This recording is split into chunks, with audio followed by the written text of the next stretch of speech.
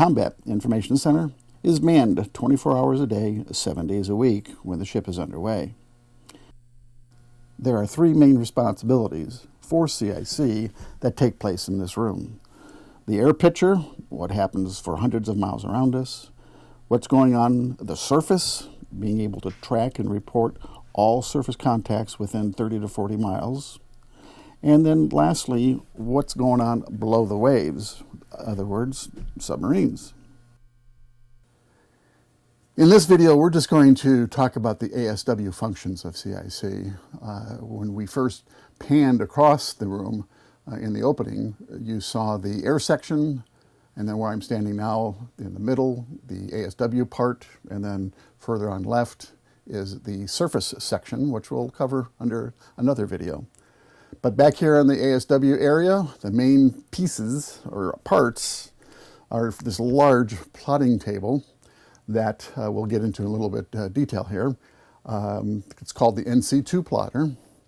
Next to it is a radar repeater, which the operator there can select from a number of different radars to help him see the helicopters and submarine trackers, aircraft S2 trackers that he might be controlling and helping them run their search patterns.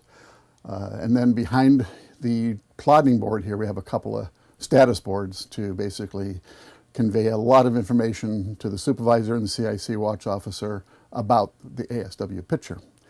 Because it's important to note that what you see here and what goes on here in CIC in terms of ASW is just literally the tip of the iceberg. There is so much information flowing into the Hornet when she was a anti-submarine warfare group leader or commander.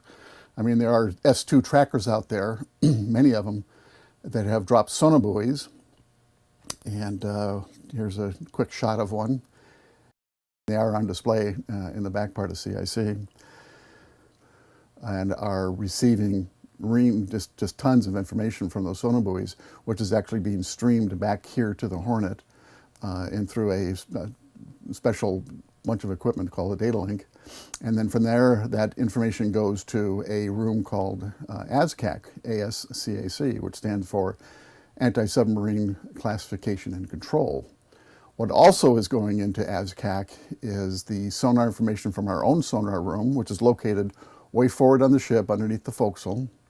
And we also have destroyers in the area with their own sonars, very active sonars, and they're radioing information back to us, typically to the ASCAC. And then there's also helicopters that have got sonar basically on the end of the cables that they can dip their sonar and listen. And all that information is being sent over the data link back to the ship. You gather all that stuff together and it would overwhelm CIC if that was coming in raw. So the ASCAC acts as a filter, and the classification part of it basically is it's taking all that data and figuring out what is a real or an actual submarine contact. And at that point, they will send in through their end of the NC2 plotter information to this device here that will then display a light on the surface top here that indicates the relative position of a submarine relative to the Hornet.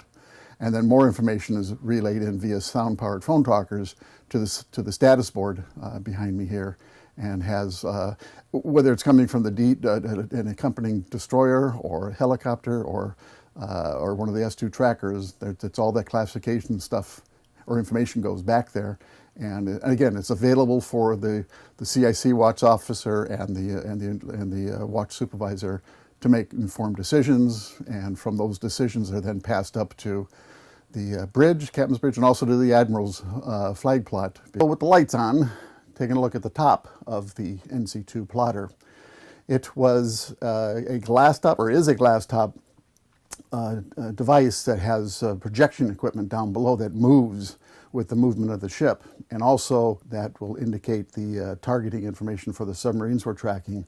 Those also move independently of the movement of the Hornet, so it's quite an operation down below, especially when you consider this thing was made, designed and manufactured in the mid-1960s, so no computers, at least not digital ones, were involved in making this thing work. Now as we pan from the NC2 plotting table over to the right, put a little light on this. This is a radar repeater that a radarman would be using to talk to and control the movements of our helicopters or S2 trackers and assist them in handling their searching patterns for dropping their sonobuoys or dipping their sonars. The picture on the screen, this is what a surface search radar would look like back in the day. This particular picture is the ship going through the Straits of Gibraltar. The large area on top is Spain and the Rock of Gibraltar, and the white coastline to the bottom, south of that, of course, is Africa.